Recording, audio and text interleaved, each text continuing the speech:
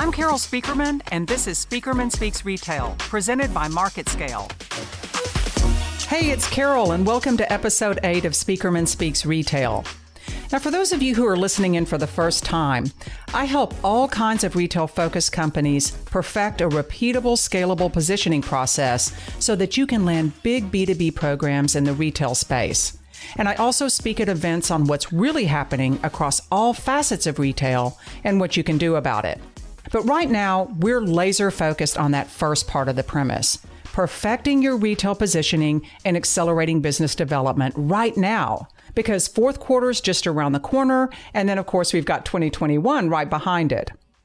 So that's why I've picked this moment to kick off a series on 8 mistakes that suppliers can't make, so that we can do a deep dive into the problems that come up time and time again in retail B2B situations, whether you sell products or services or solutions, or even those of you who are trying to sell your capabilities to investors and other partners.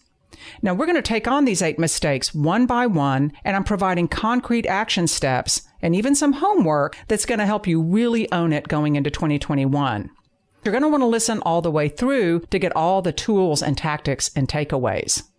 Now, in the last episode, we covered off on mistake number 1, which was one of the biggest mistakes suppliers can make: setting yourself up to be told no slowly. Like sometimes over the course of weeks or even months, and even after you think you landed the perfect pitch. In fact, a lot of cases, that's when it happens. You're high-fiving your teammates, and then you get crickets. Today, we're going to talk about how to get to yes, and how to do it sooner than later. But here's the fundamental obstacle to that. Too many of you guys are limiting your options and your connections. You're relying on old retail paradigms that are just no longer at work anymore. So if you sell products, you're going to buyers. If you sell data solutions, you're going to the IT department. Now, that makes sense from a very literal standpoint, but it also means that you might be making supplier mistake number 2. You're stalking the usual suspects. Let's get to the bottom of why this is even a problem and talk about some alternatives. Now, those of you who have attended my presentations and worked with me, you know that one fundamental principle guides everything that I do, that retailers are no longer just places that sell stuff. They're now platforms that tie together digital, social, mobile, partnerships, acquisitions, content, data, and so much more. So retailers' platform reach now blows past hundreds or even thousands of stores or even millions of clicks on a website. And yours can too, but not if you're still pitching to those usual suspects and ignoring your platform leverage, acting like a company that just sells stuff to retailers. So this is why I call my whiteboard sessions and trainings platform positioning workshops, because that's the name of the game these days. Positioning platform to platform, not finding pain points and just pitching your stuff. Platform positioning marks a really big shift, and it changes just about everything you do. And it definitely changes who you pursue for 3 main reasons. First of all, it takes a lot of people to run those retail platforms these days. And at the same time, those layered buyer, DM, GM structures that have always defined retail are starting to get torn down. So you see retail organizations becoming less hierarchical and sort of flattening out, but you've got technology and data and content and other positions on retailers' platforms starting to take center stage. Now, marketing and merchandising are still in the mix, but they're no longer the only game in town. They're not ruling the roost. And those roles have changed dramatically anyway because they have to incorporate this new focus on data and technology and all the rest. Now, in some cases, retailers have eliminated executive marketing roles altogether in favor of roles that synergize retailers' platforms. Now, that brings us to the second reason why platform positioning changes the game. No 2 retail organizations look the same these days. Going back to that old model of buyers and DMs and GMs, it used to be that was the way every retailer was structured, and it made it a lot easier to plan your business development strategy because everything matched up. These days, everybody is terminally unique. Right now, if you do a Google News search on newly created roles in retail on any given day, all kinds of stuff will pop up. Now, I did this just today, and I pulled up a chief digital and strategy officer, a head of client partnerships, and wouldn't you know it, a newly created chief restructuring officer role. Now, that's just a sample of the new roles being created at completely different retail companies and just this week. But the bottom line is, retail organizations are no longer cookie cutter, and so your approach can't be either. Now, the third reason that this platform positioning changes who you pursue is all about you. If you're a platform and not just a company that sells stuff, that means that you are also multidimensional and you have a lot more to offer than just your wares. You've got data and content and expertise and so on. So when you start thinking like a platform, you start really owning your value and hopefully not diminishing or devaluing the other stuff that you bring to the table. Now let's blow out that last point because it's so common with suppliers of all stripes. Now what I've found is that the easier something is to do, or the further it is away from what you sell, the more it tends to get devalued. Just because something's easy for you to do doesn't mean it doesn't have tremendous value to somebody else. And just because it's a byproduct of what you do, or something you've only been doing for a couple of years or a couple of months rather than a decade, or whatever the undermining excuse is that you can come up with, none of those excuses preclude you from getting an audience for that thing and getting paid for it. So this is why platform positioning is the only way to go, and why that instead of looking for trigger pullers, you should be building influence networks with all those people who run the various aspects of your prospects' platforms.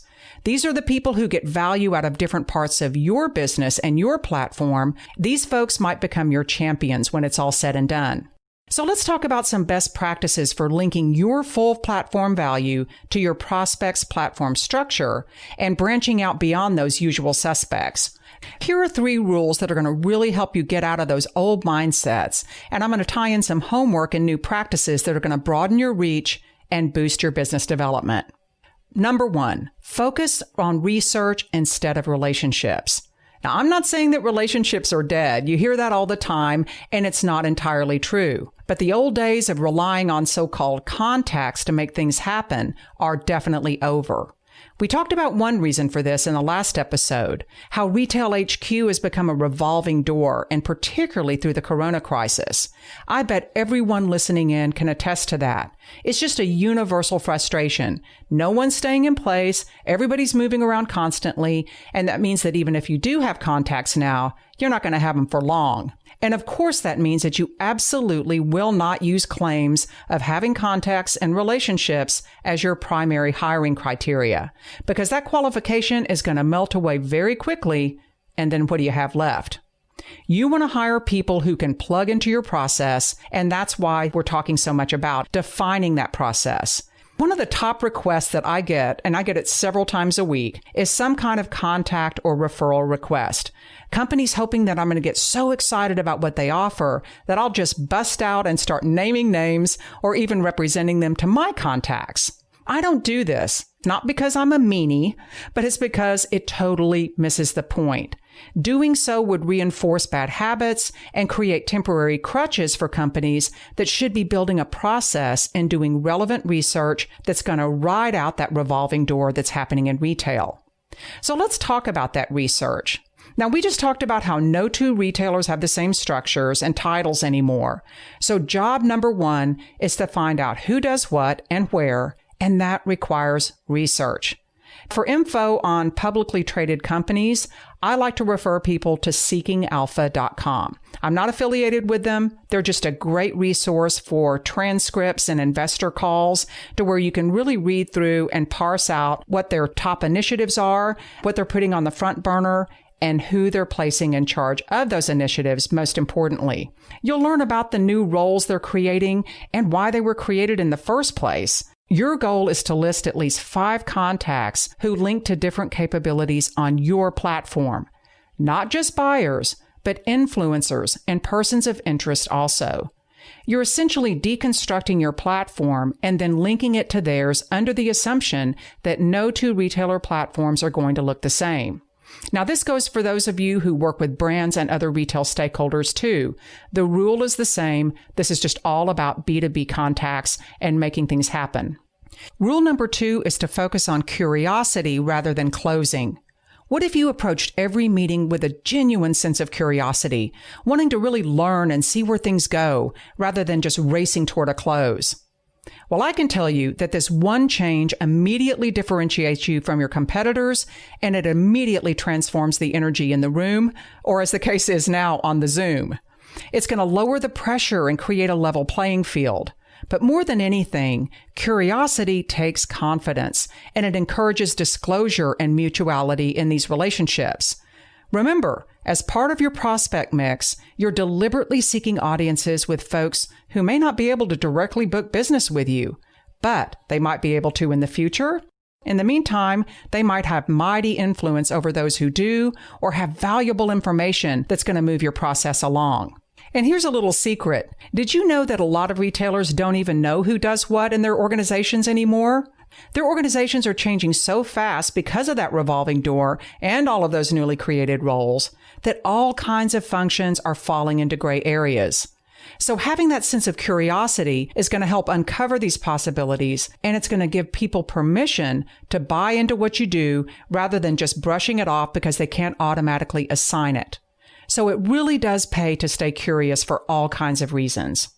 Now, the third rule is to convene instead of target. We talked about the importance of your process, and I keep talking about it. How having a business development process and guiding your prospects through it accelerates your sales cycle.